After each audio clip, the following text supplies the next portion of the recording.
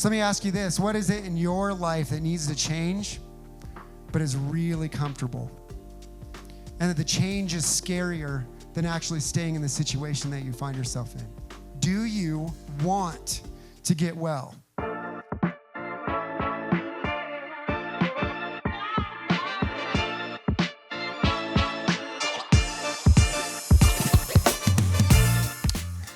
So I'm a Gen X person. I was a Gen X kid.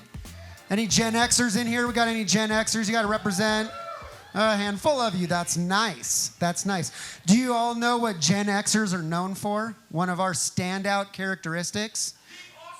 That is definitely being awesome is really top.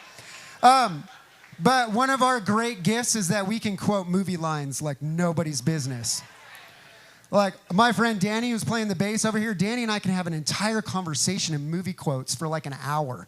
We just like spit them out, just one right after the other. He knows way more movies than I do, but we're really good at them. But one of the things that I've learned as I've gone through time is that I misremember movie quotes. I think I know them, but I actually don't. Anybody else there with me? Did you know that in The Empire Strikes Back, to me, one of the most famous lines from that movie is, Luke, I am your father, right? Luke, it's not it. That's not the line. The line is not Luke, it's no, I am your father. That like loses all of its power, right? That sounds so sad when we say it. If you've watched really old movies, even like Snow White, right? The witch, what does she say to the mirror on the wall? What's her line? Mirror, mirror on the wall. Nope, that's wrong. It's magic mirror on the wall. We've been saying it wrong for like ever, right? I'm a dad, so I have my dad jokes. And so like when the car's really full and everybody's like squished in, I love to say the line, we're going to need a bigger boat, right? Because that's funny, because I'm a dad. But that's not even the line of the movie. The line of the movie is you're going to need a bigger boat. And that doesn't even work for my situation, so I just continue to misquote it. And if you've watched Titanic, anytime you get to a railing on the top of a building, right, you stand up and you go like this and you say what? I'm king of the world. That's not right. It's I'm the king of the world. I'm the king of the world. I think about all these things. You know, I quote movie lines all the time. So did you know it's not Houston, we have a problem? That's not even the line. It's Houston, we've had a problem. So much less quotable. So much less quotable. And then here's one. You can finish this one for me. If you build it, it's not they will come. It's if you build it, he will come. It's if you build. That's the whole plot of the movie, by the way. And just in case you didn't know, that literally is the point of the entire movie is that if you build it, he will come.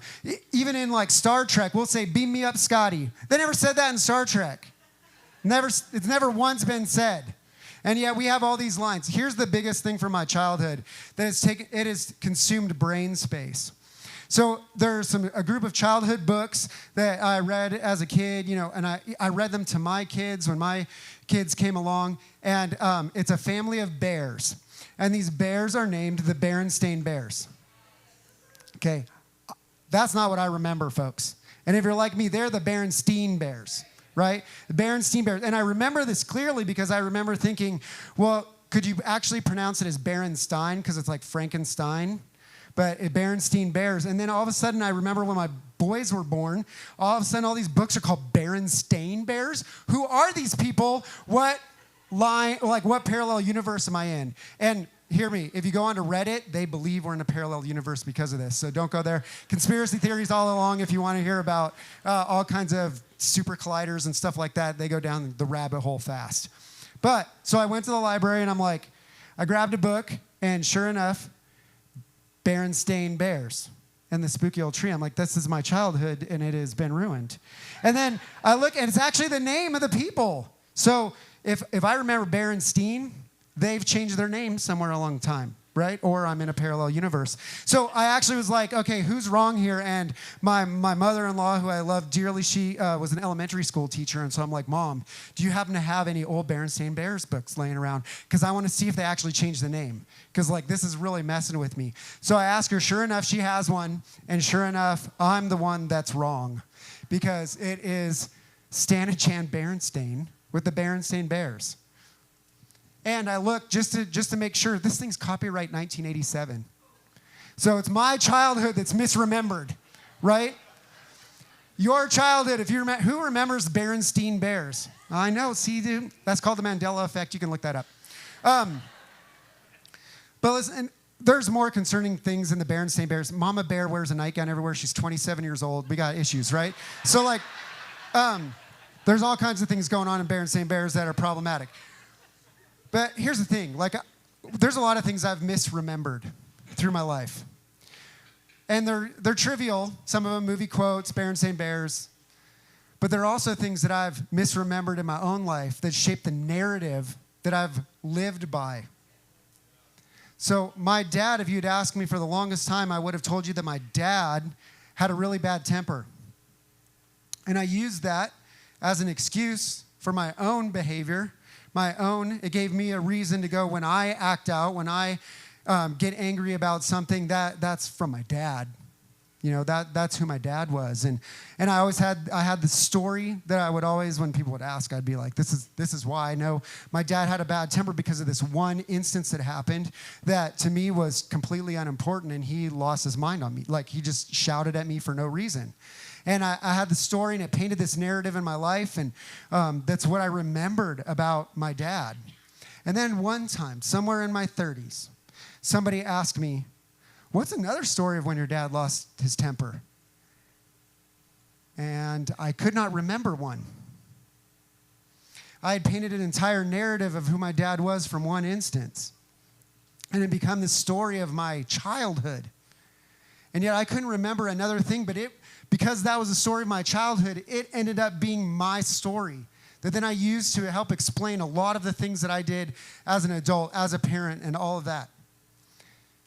And what we do is when we meet this guy, this man at the pool of Bethesda, he's in much the same situation. He has a narrative of his story, a story that he's told himself over and over, and Jesus is saying to him, nope, that is not your story. And so today I think you might be sitting in here going, what narrative do I believe that may not be true? What lies am I sitting in that aren't actual reality? But it's hard to come to terms with those things. It's hard to come to those conclusions because we don't know what the ramifications are when we say that. And there's a lot that comes out through that. So what I'd like to do today is take a look at this man at the pool of Bethesda, because there's a lot going on in his life, and there's a lot that's about to change in his life from his encounter with Jesus. And I want to walk slowly through this passage as we read, because what I've learned a lot of times when we rush through the Bible, we miss so many big things. And so we're going to take a little bit of time and set up the setting in the first few verses. And then I have 4 points for you today that I think could really help you in telling the story of God in your life that might be different than what you've been living. All right? All right, so we're going to jump into John 5, verse 1. The scripture will be on the screen behind me, but we read this. After this, a Jewish festival took place, and Jesus went up to Jerusalem. So Jerusalem is the biggest city in Israel at the time, but when a festival happens, and we don't know what festival this is, John doesn't find it important to tell us which one, but what we do know is that when a festival happens, that city gets packed. Any of you been to Disneyland or Disney World when it's really busy, like holiday weekend kind of busy? Right? I used to have a season pass when I was in college, and so I know the quiet days when you like don't wait for anything, and I know the busy days, right? When you're getting hit by strollers in your ankles, when they run out of churros, like all the stuff that goes wrong, right? And this is the kind of Jerusalem that we're talking about. It's packed with people. Everybody is looking for food. Everybody's looking for shelter. The streets are crowded. It's dusty. It's cramped. Everybody's getting grumpy. We're overrun with a lot of people, even though it's a celebration. There's so many people in this city. Scholars believe that the city would get 6 times the capacity of what it could hold. And so you'd have tents set up all around the city, just people everywhere. And this is our setting for where we are right now in this story. We got grumpy, agitated, full city. Right? Verse 2 says, by the sheep gate in Jerusalem, there's a pool called Bethesda in Aramaic, which has 5 colonnades. So I've had the privilege of being able to go to Israel a couple of times. And if you get the chance to go to Israel, there's this place called the Museum of Israel. And they set up a miniature miniature display of what they believe the city of Jerusalem would look like during the time of Jesus. And so I put some pictures up here on the screen for you. This is just a miniature model of what the city would look like. But this is the city over here on your left. And as you can see, it's all walled in. It would get really cramped. The streets are narrow. But the temple takes a huge, huge spot. It is a focal point of the whole city. It's not the centerpiece because it's not in the middle, but it is a focal point of the city. This slide here on the second in the middle shows us what the temple would look like along with the Temple Mount. This would be packed with people during a festival, doing all kinds of stuff. And then for our story today, the Pool of Bethesda is just north of the temple, very close by, and it actually looks like this. So we think of a pool, and you think of your neighborhood pool, right, with little floaties, a diving board, and some kid screaming because he peed himself or whatever. That's not what these pools are like, right? These pools are large buildings with multiple colonnades where hundreds of people could fit. It's nothing small. It's not miniature. We're talking about a large gathering place. And it's not super clear why they're built, but springs come up within them and fill them up, and people would just flock to this place. In fact, very particular people. That's what we read in John 5, verse 3.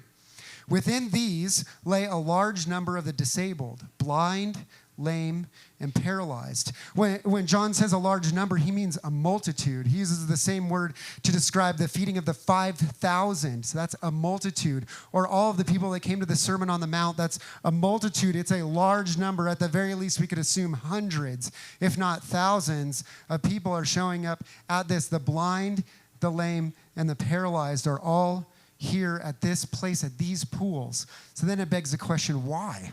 Why would they all show up at this place? So the first reason is that they're really close to the temple.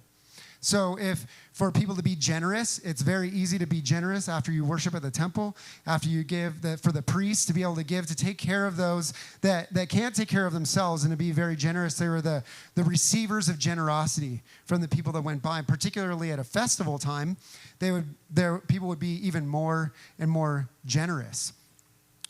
But during this festival time, everybody at that pool is also acutely aware that they can't attend the festival. They hear everything that's going on around them, and yet they're stuck at that pool because they can't get themselves around. They're different and excluded and unable to join in the festivities. But second, there's a myth around this place, a commonly held belief that the first person to enter into that pool, if it was to bubble, if it was to stir, that first person in would get healed. That the first person to get into that pool would find salvation from their problem. That they would find healing and newness of whatever afflicted them. So there's no indication that that's actually true, that actually happened, that anybody found healing, but we do know that's what people believed. And that's why there were hundreds and hundreds of people vying to be the first person into that pool when it bubbled. We don't know how often it bubbled. We don't know anything. We just know that that's what people believed. So there's a narrative surrounding this pool that may or may not be true. But what matters is that everyone believed it, and everybody was looking for their opportunity to get in. Can you imagine what happened when the pool bubbled?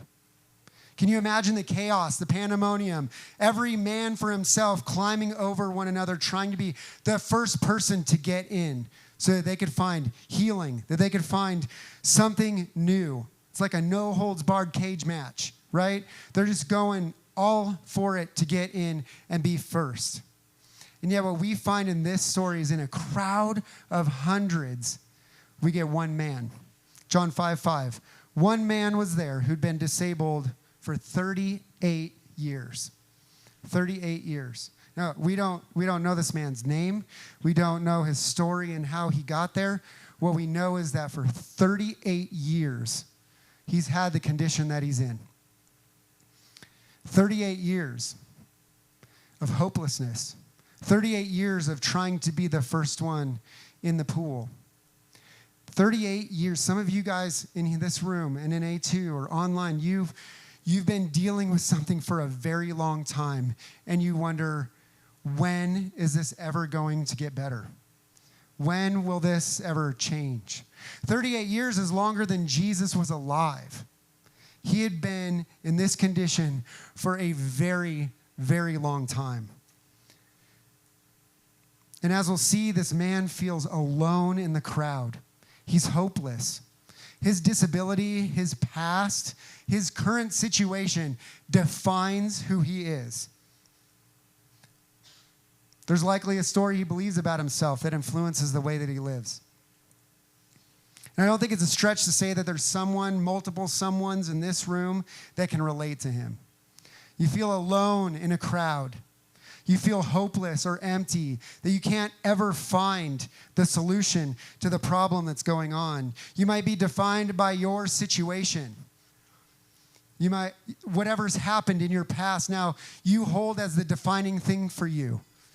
Whether you're an addict, a divorcee, a felon, you struggle with pornography, your marriage is in shambles, all of these things you use to then define you. But that's not what Jesus is going to tell us. All of these things end up getting pointed out by Jesus, and we'll get there in just a moment. I love John 5, verse 6, just the beginning of this verse. When Jesus saw him lying there. You ever think that's in itself a miracle? Hundreds of people. Jesus saw this man.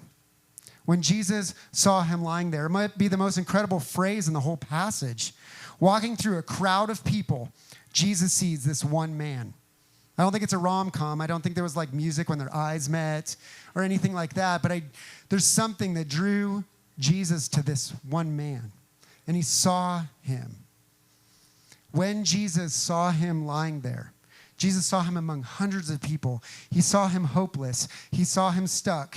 But Jesus saw him. And this is my point number one if you're taking notes. Jesus sees you. Jesus sees you. Even in these hundreds of people right here, Jesus sees you and knows you. He sees everything about you. You might be feeling alone. You might be feeling stuck. Jesus knows. He sees you. Jesus sees you. Maybe you're trying to hide, but hoping somebody still notices. Jesus sees you. We know this because of Psalm 139, verses 1 through 4. Lord, you've searched me and known me. You know when I sit down and when I stand up. You understand my thoughts from far away. You observe my travels and my rest. You're aware of all my ways. Before a word is on my tongue, you know all about it, Lord. The beautiful thing, this space right now in this building, he sees each one of you. He knows all about all these things that we just read. He knows all about it for you. Each one of you, simultaneously, he knows the intimate things in your life. Your choices yesterday, he sees them. The good things you chose to do, the people you honored, the people that should respect you, that you cared for, he sees that. The thoughts that you had that you wish you didn't have, he sees that. He knows that. He knows you and sees you. But he's not looking at you like, hey, I saw that. He's not trying to point out your mistakes. He sees you and he sees the condition that you're in. And he loves you as a parent, loves you, hurts for the choices that you've made, but sees you nonetheless and wants the best for you. To be seen shows that you have value. It shows that this man had value, that he's important. Hear me, please. Jesus does not overlook you. He does not overlook you. Let's continue on in that verse, John 5, 6. When Jesus saw him lying there and realized he'd already been there a long time, he said to him, do you want to get well? That's my point number 2, if you're taking notes. Do you want to get well? Because I read that and I go, that's a stupid question. Have you ever thought about that? That's a stupid question. Of course this guy wants to get well. He's been there 38 years. Why would you even ask him that? 38 years. And you can make him well. Why not just say, get up, you're well. Like, let's go on. Anybody else in line? Like, let's go. But he doesn't say that. And what's amazing about Jesus is he's so good at asking pointed questions because he gets right at the heart of things. And so when he asks this, do you want to get well? He's asking that man a very specific question. maybe, just maybe, he doesn't. Maybe it's too scary to get well. Maybe it means too many things are going to change if he gets well. Maybe it means he's going to have more responsibility if he gets well.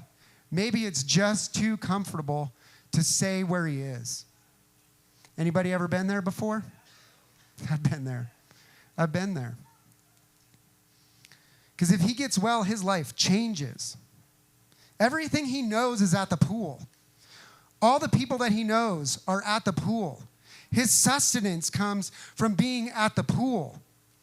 All of his needs are taken care of by being at the pool. And if he gets well, he's got to get a job.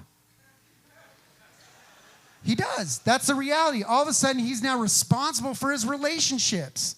He has additional responsibility to provide the food and his housing and shelter for himself if he gets well.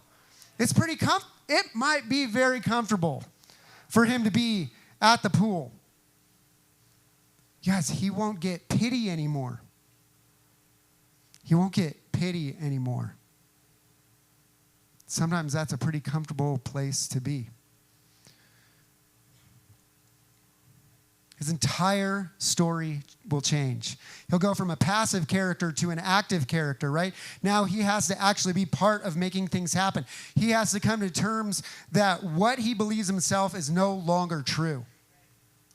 It's a whole different change of what's going on. So let me ask you this. What is it in your life that needs to change, but is really comfortable? And that the change is scarier than actually staying in the situation that you find yourself in. Because all of us have it. All of us do it. Do you want to get well? Do you want to get well? You might be sitting here knowing that there's wellness to be had, wholeness to be yours, but the fear of changing the familiar is just too much. Friends will change. Responsibilities will change. There'll be things you have to say no to. There's things you have to say yes to.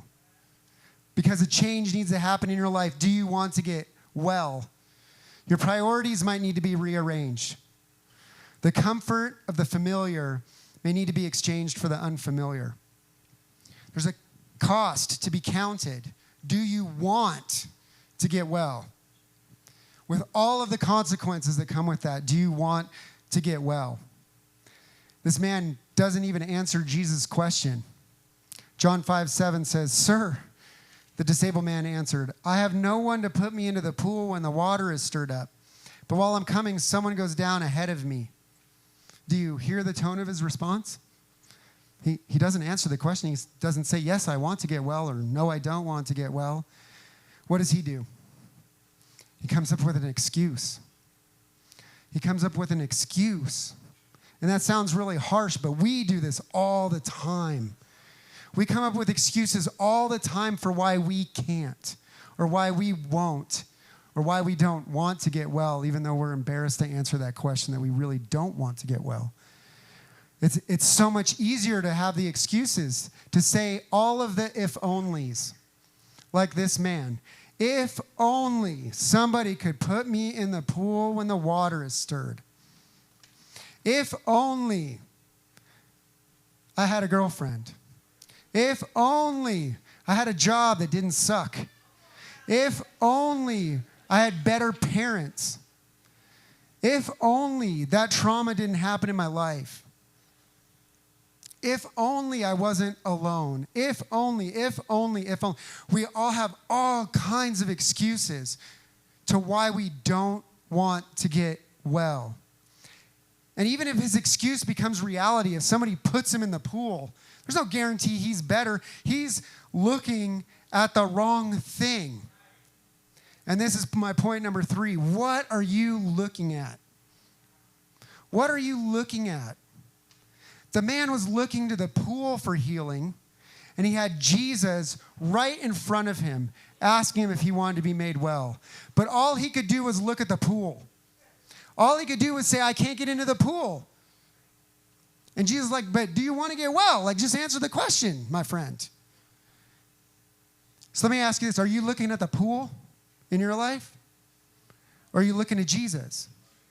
What are you looking at to try to fix these problems in your life that end up being more of just covering some symptoms over instead of looking to the healer and the redeemer of your life, Jesus?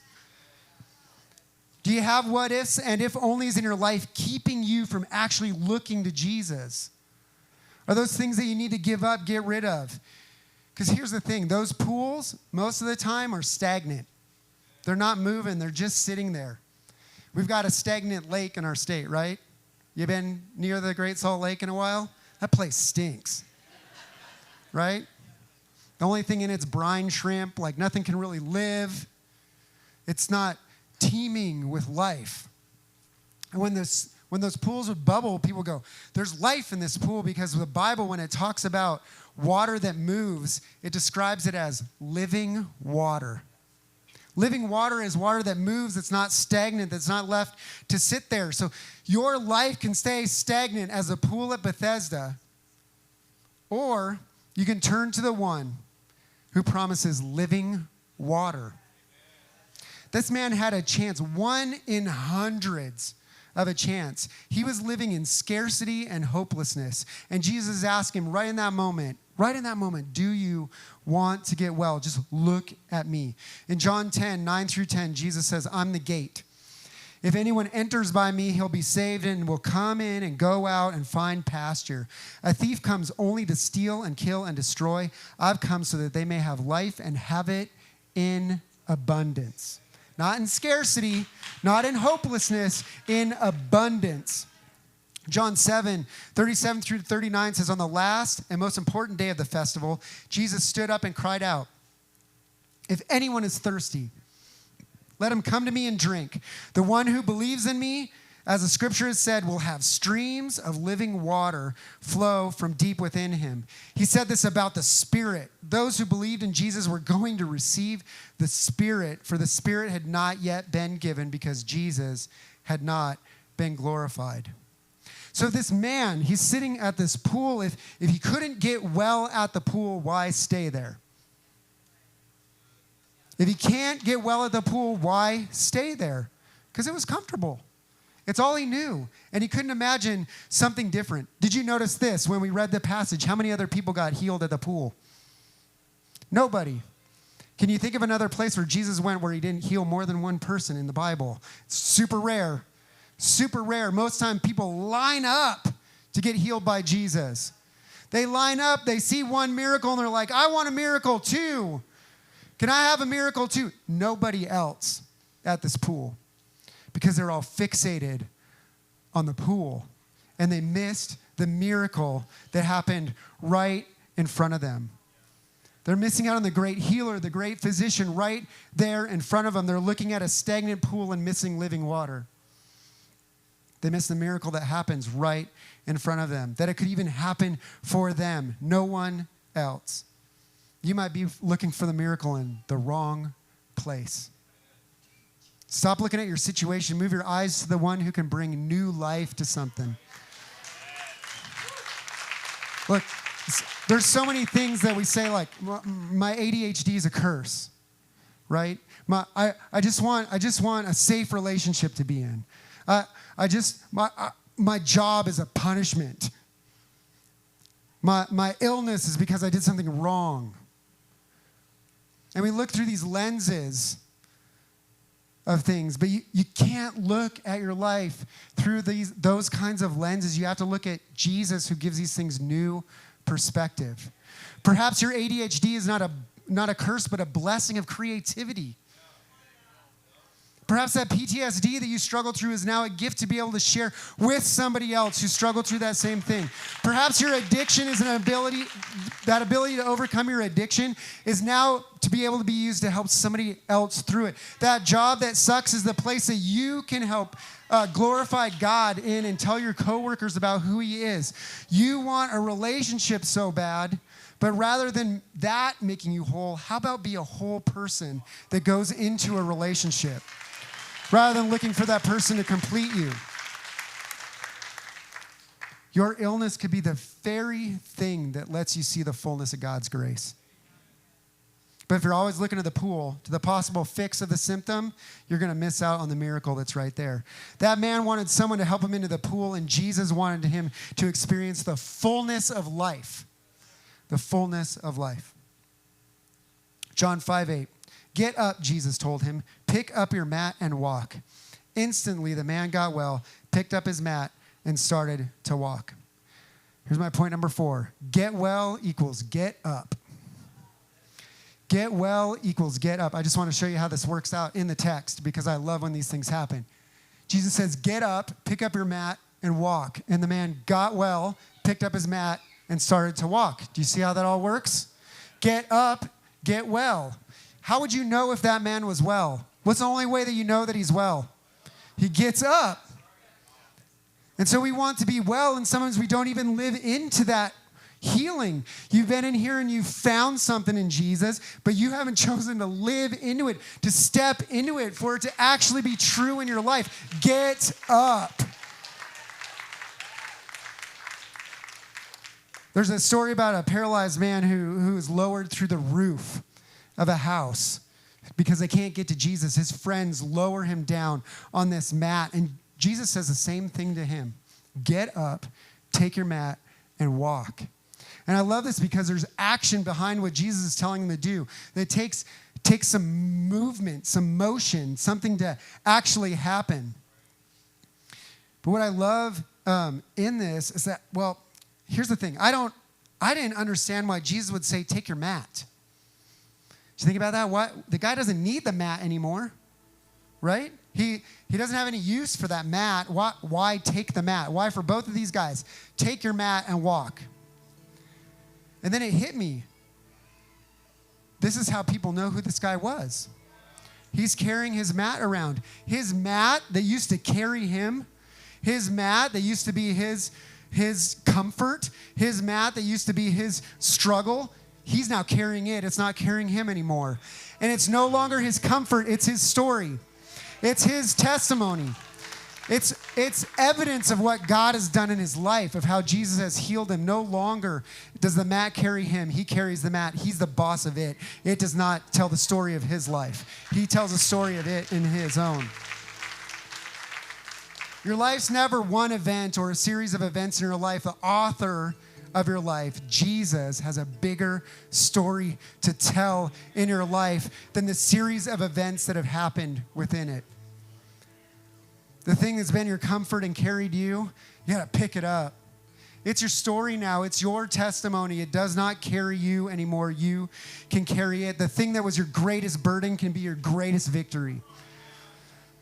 Those scars, those hurts, the signs, the evidence on you of your story, Jesus wants to tell a different story with those things. Jesus knew that for these two men, the healing that they needed was physical, but it was also spiritual. What Jesus says to the man who's lowered through the roof is he says, son, your sins are forgiven. Because he knows that he needs a spiritual healing within himself. The man at the pool of Bethesda, Jesus found him later. Do you know where he found him? He found him at the temple. A man who had never been able to participate in these festivals is now, that's where I'm going. I'm going to the temple to worship my God. Because I haven't been able to in the way that I want to, I'm going to go worship him. And so often we're looking for healing of symptoms. You know, we're such an overprescribed people. We love to we feel one little thing, so if we can take a pill for it to cover up that symptom, we're going to do it. And we miss out what's going on at the bottom, and we do it the same with our emotion and with our spiritual life. We try to cover it up by coming to church or doing a good thing, or maybe we say a prayer at dinner time, and we try to put we try to take an Advil for the actual spiritual depth of pain that's going on within our life. And we need true healing that only the healer can give. And so when Jesus says, son, your sins are forgiven, he's saying that to you as well. And you're like, wait, I can't even forgive myself for the stuff that I've done in my life. How could he forgive me? Well, I've been churning over this lyric of a song that's been stuck in my head for weeks and weeks now. And it's like, I gave my worst, you gave your blood. That's the deal that he makes for us. How cool is that? That is the deal. I give you my worst, and you give your blood to cover over my worst and bring me new life again. What a trade-off. What a trade-off. And so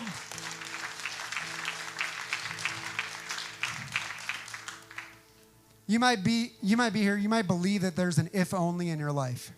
Can I tell you that your if only is if only you would say yes to Jesus. That's your if only.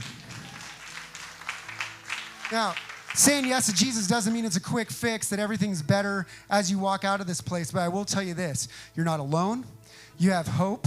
There's a peace that surpasses understanding. There's a depth to your significance within you and your identity that comes only from him because he is the creator and the author of who you are. And so today you might be looking for that hope, meaning, significance, peace. All of that is promised by Jesus. And so today, if you want that, I want to give you the opportunity to say yes to that.